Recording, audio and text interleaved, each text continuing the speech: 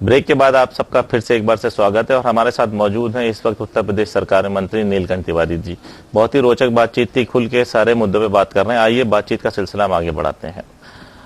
नीलकंठ जी, अभी तमाम विषयों पे हम बात कर रहे थे। आप बनारस से चुन के आते हैं, बनारस क्योंकि प्रधानमंत्री का संसदीय क्षेत्र भी रहा है और है अभी भी है और काफी मेहनत रहेगा भी। 3 दिन तक चुनाव से पहले उन्होंने प्रवास भी किया था और काफी चर्चा में रहा था उनका वो दौरा। और क्योंकि आप उनके क्षेत्र से हैं और खास तौर से उनके साथ में भी रहे हैं, तो किस तरीके से रहा ये आपका पूरा चुनाव? अब कुछ व्यक्तिगत सवाल है, किस तरीके से चुनाव रहा? क्या अपेक्षाएं थी आपकी इस चुनाव से पहले की? क्या आपको उम्मीद थी कि ये भारी जीत के साथ बनारस में आप किला फतेह करने में सफल रहेंगे? एक व्यक्तिगत, एक आपने कहा सांगठनिक। भारतीय जनता पार्टी ने आज से 2 साल पहले केंद्र में सरकार बनने के बाद 265 प्लस का लक्ष्य तय किया था उत्तर प्रदेश में, और उस पर हमने कार्य योजना बनाई। हमारे प्रदेश के संगठन ने, राष्ट्रीय अध्यक्ष श्रीमान अमित शाह जी ने, प्रदेश के यहाँ के हमारे अध्यक्ष जी ने और संगठन मंत्री, विशेष तौर पर संगठन मंत्री को मैं नाम लूंगा, सुनील भाई बंसल जी, इन लोगों ने कार्य योजना बनाई। गांव गांव तक, मोहल्ले मोहल्ले तक, बूथ बूथ तक, प्रत्येक बूथ तक हमने संगठन की रचना की, मजबूत संगठन की रचना की, करके खड़ा कर दिया। अब इस स्थिति में जो संगठन ने रचना किया तो प्रत्याशी गौड़ हो गया। वहां तय हुआ कि हमारे संगठन ने इतना मजबूत काम कर दिया है कि जिसको भी संगठन तय करेगा वो जाकर के प्रत्याशी वहां पर चुनाव लड़ेगा और चुनाव लड़के वो जीतेगा। ये जब संगठन खड़ा हो गया और समाजवादी पार्टी की जो पिछली सरकार थी उसके जो बुरे कार्य थे, जनविरोधी नीतियां थी, उस नीतियों का जब उन्होंने एनालिसिस किया तो हम लोगों ने 300 प्लस का लक्ष्य रखा, अब तय किया। आपको ध्यान होगा, हमने, हमारे संगठन ने बराबर प्रेस कॉन्फ्रेंस के माध्यम से, टीवी चैनलों पर, अखबारों में कहा है कि हम 300 प्लस लेने वाले हैं। एलानिया कहा था, ये नहीं है कि मैं आज बता रहा हूं, एलानिया कहा था, चुनाव के पहले कहा था।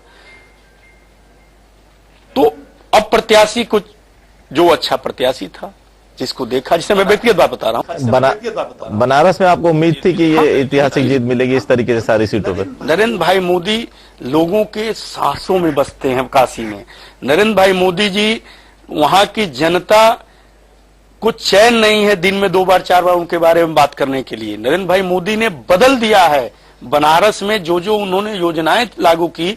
आपको बताएं, यदि ये समाजवादी पार्टी की सरकार नहीं रहती तो आज बनारस का स्वरूप ही अलग होता। अद्भुत सांस्कृतिक, अद्भुत पौराणिक जो उसका महत्व है, उस महत्व को हम लोग एकदम निखार करके अब तक सामने ला दिए होते, लेकिन सरकारों ने सहयोग नहीं। हजारों करोड़ की योजनाएं केवल काशी के लिए दी गई। काशी के लिए लोग, विदेशी लोग, भारत के बहुराष्ट्रीय कंपनियां, सरकार हर स्तर से काशी के धार्मिक और पौराणिक स्वरूप को निखारने के लिए लगी है, योजनाएं बनाई हैं। लेकिन पिछली सरकारों में जा रहा, मैं आपको बताऊं, पेपर टीवी में आपने देखा होगा, मैं जब जाता हूं तो हम कोई नया काम नहीं किए, केवल जो पुराने काम हैं, हृदय योजना के काम हैं, इंटेक के काम हैं, जो पुल के काम हैं, और भी बहुत से कार्य हैं वहां पर जो प्रधानमंत्री जी के संसदीय क्षेत्र होने के नाते या वैसे भी काशी के महत्व को देखने के नाते दिया गया वहां पर, आईपीडीएस, बिजली वगैरह, ऐसे बहुत से काम है। सभी कार्यों को मैं जाता हूं, केवल मॉनिटरिंग करता हूं, कुछ नहीं देखता हूं। मैं जाकर के मौके पर चला जाता हूं और आपको बताऊं, पीड़ा होती है, बहुत पीड़ा होती है। अभी मैं पिछली बार गया था, हृदय योजना के तहत हमारे यहाँ 81 स्थल, 81 स्थल को चिन्हित किया गया है। मैं 2 स्थल पर गया, मातृकुंड और पितृकुंड पर, पौराणिक महत्व के कुंड है। जनवरी में कार्य योजना शुरू होनी थी, 1.25 करोड़ की कार्य योजना थी। मैं पिछले 28 तारीख को गया था, कार्य प्रारंभ ही नहीं हुआ था। शुरू करवाया 1 हफ्ते के अंदर। अभी जाकर के मैं नाम ले रहा हूं आपसे, पितृकुंड है, पितरकुंडा मोहल्ले में जाइए, वहां जाके निरीक्षण करिए, वहां पर काम शुरू हो गया है। और क्या वो जादू की छड़ी चली कि वहां कमिश्नर भी जा रहे हैं, सभी अधिकारी भी जा रहे हैं, और मोर देन 20% काम 1 हफ्ता के अंदर हो गए। काशी जैसे कि प्रधानमंत्री का तो क्षेत्र है, ये साथ में अपना एक पौराणिक महत्व है, धार्मिक नगरी भी है, और जो सबसे बड़ी बात है वो गंगा जी को लेके वहाँ पे जिस तरीके से चुनाव से पहले, लोकसभा चुनाव से पहले गंगा की सफाई के लिए बात होती थी, और जिस तरीके से प्रधानमंत्री ने कार्य योजना तैयार की थी कि हम गंगा को साफ करेंगे और माँ गंगा के बुलावे पे वो यहाँ पे आए, लेकिन बात करें अगर 3 साल बीत जाने के बाद भी गंगा में वो जो सफाई होनी चाहिए थी, जो नमामि गंगे प्रोजेक्ट को लेकर तमाम काम होने थे, वहाँ भारती जी का बार बार बयान आया, लेकिन अभी तक अभी भी हमें अविरल गंगा जो जिस तरीके से काम होना चाहिए था वो नहीं दिखाई देती है। और अभी 1-2 साल में जिस तरीके से काम चल रहा, उम्मीद भी नहीं है कि गंगा को हम 5 साल में पूरे होते होते साफ कर पाएं। आपको मैंने पहले भी बताया, अभी फिर बता रहा हूं, नमामि गंगे प्रोजेक्ट ने करोड़ों करोड़ रुपए, 100 करोड़ हो सकते हैं, 1000 करोड़ हो सकते हैं, गणना नहीं है, विभिन्न मदों में उत्तर प्रदेश सरकार को भेजा, या यूं कहिए कार्यक्रम भेजा, डीपीआर भेजा। उत्तर प्रदेश सरकार लागू नहीं कर पाई। उत्तर प्रदेश सरकार लागू नहीं कर पाई। बताया आपको 1600 गांव जो ओटीएफ होने हैं गंगा किनारे के, वो भी नमामि गंगे प्रोजेक्ट के हैं, उस पर भी काम नहीं हुआ, कुछ भी काम नहीं हुआ। गंगा के घाटों को जहां पर जनता जागरूक रही से काशी में, तो वहां तो घाटों को हम लोग स्वच्छ क्लीन कर दिए, वहां तीर्ण भी नहीं मिलता है, जाके देख लीजिएगा आप। लेकिन प्रदेश सरकार ने जिस रूप में भी कोशिश किया कि नमामि गंगे प्रोजेक्ट रुक जाए, उसका काम न होने ही नहीं दिया, गांव स्तर पर नहीं होने दिया। छोटी छोटी जो नदियां, कनेक्टिंग नदियां हैं, देखिए गंगा जी की सफाई के साथ साथ जब तक कनेक्टिंग नदियों को हम नहीं जोड़ेंगे, नहीं कोई काम नहीं होने दिया। अब हमने माननीय मोदी जी और पूज्य योगी जी के मुख्यमंत्री बनने के बाद केंद्र की पहली मंत्री जो हम लोगों के साथ बैठी थी वो आदरणीय उमा भारती जी थी। मैं भी सौभाग्यशाली हूँ, 4-5 मंत्री उसमें बैठे थे, मुझे भी बैठाया गया था, माननीय मुख्यमंत्री जी भी थे। और नमामि गंगे प्रोजेक्ट को हम लोग पूरे अध्ययन किए, सर पीटने लगे, सीवेज ट्रीटमेंट 18-20 प्रोजेक्ट चल रहे हैं, कोई उस पर काम नहीं हो रहा है। न तो ट्रीटमेंट प्लांट कहीं लगाए जा रहे हैं, न तो गंगा में, अभी कानपुर में फैक्ट्रियों के अपशिष्ट बह रहे हैं। हाईकोर्ट का आदेश है, 400 आदेश हैं, 400 अलग अलग दिनों के आदेश हैं हाईकोर्ट में, अभी भी लगातार वो चल रहा है। लेकिन यहां जाएंगे आप कानपुर में, चमड़े की फैक्ट्री है, पूरा गंदगी जा रही थी, पूरे ये सब चीजों को हम लोगों ने बंद कराया, अब रोका है, बंदे नहीं हो रहा था। मैंने कहा यार शिफ्ट करो, नमामि गंगे ने कुछ प्रोजेक्ट बनाया, इसे करके इस चीज को यहां शिफ्ट करो, इसका यहां पर सीवेज ट्रीटमेंट होना चाहिए। न तो ट्रीटमेंट हो रहा था, न तो रोका जा रहा था, न तो फैक्ट्रियां शिफ्ट हो रही थी। परिणाम यह हुआ कि हमारे सभी केंद्र के प्रयास नगण्य होते जा रहे थे। अब हमने काम लिया है, और काम लिया ही नहीं है, उस पर कार्य शुरू भी हो गया, आपको जानकारी होगी। तो क्या उम्मीद है कि 2019 के चुनाव से पहले गंगा हमें अविरल दिखाई देगी? हाँ, तो अविरल है, गंगा की अविरलता में नहीं समस्या है।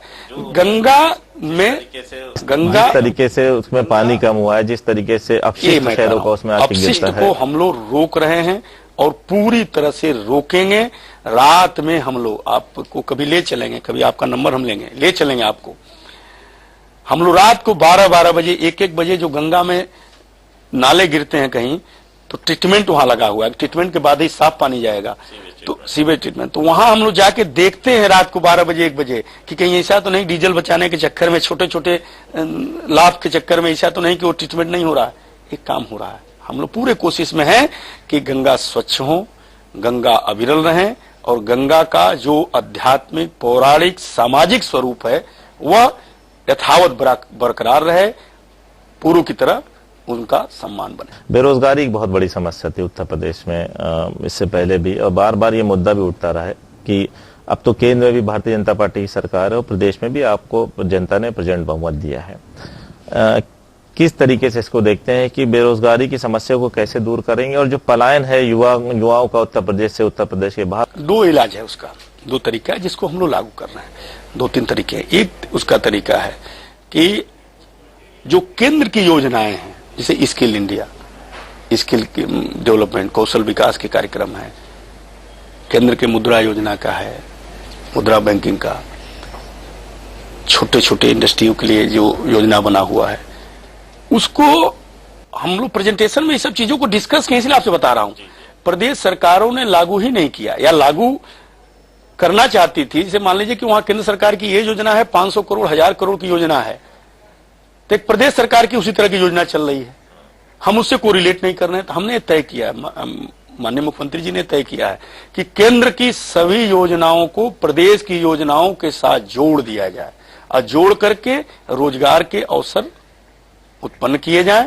हम रोजगार के अवसर उत्पन्न कर रहे हैं, केवल माहौल ठीक हो जाएगा जो हम कर रहे हैं, माहौल प्रदेश में जो बिगाड़ दिया गया है ठीक हो जाएगा। इंडस्ट्री कुछ आएंगी, इंडस्ट्री हम लोग बुंदेलखंड को उसको केंद्र बिंदु में लिए हैं कि बुंदेलखंड क्षेत्र में ज्यादा से ज्यादा इंडस्ट्री को हम बुलाएं, ज्यादा से ज्यादा वहां पर औद्योगिकरण हो और लोगों को रोजगार मिले, और साथ ही साथ स्वावलंबी भारत के निर्माण के लिए कौशल विकास योजना, मुद्रा बैंकिंग के माध्यम से लोगों को सिखा करके पहले सिखाया जाए, फिर उनको छोटे छोटे उद्यमों में लगाया जाए, ताकि आज का जो बेरोजगार है कल रोजगार देने के लायक बन जाए। ये हम काम कर रहे हैं। चलिए, जिस तरीके से माननीय मंत्री जी ने कहा कि कानून अपने हाथ में न ले, कानून व्यवस्था बनाना सरकार की पहली प्राथमिकता है। हमसे बात करने के लिए बहुत बहुत धन्यवाद। ये थे हमारे साथ उत्तर प्रदेश सरकार के युवा मंत्री नीलकंठ तिवारी जी, जिनका कहना था कि उत्तर प्रदेश में माहौल बदला है, सरकार बदली है और विकास की धारा भी धीमे धीमे जरूर बदलेगी। Abdullah Siddiqui, JK 24/7 news, Lucknow.